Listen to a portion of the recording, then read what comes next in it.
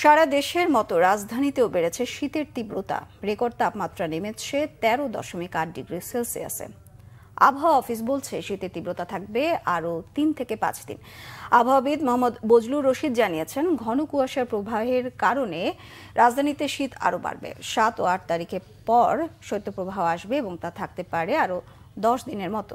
এদিকে সকালে অতি ঘন কুয়াশার কারণে রাজধানীতে যান চলাচল কিছুটা ব্যাঘাত ঘটেছে।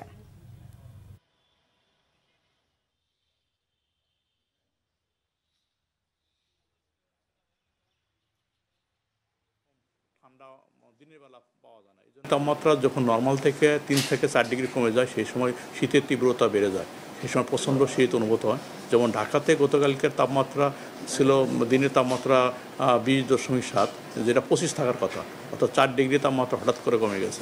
এবং আজকে সকালে যে তাপমাত্রা ঢাকাতে 13.8, এটাও 2 ডিগ্রি কমে গেছে।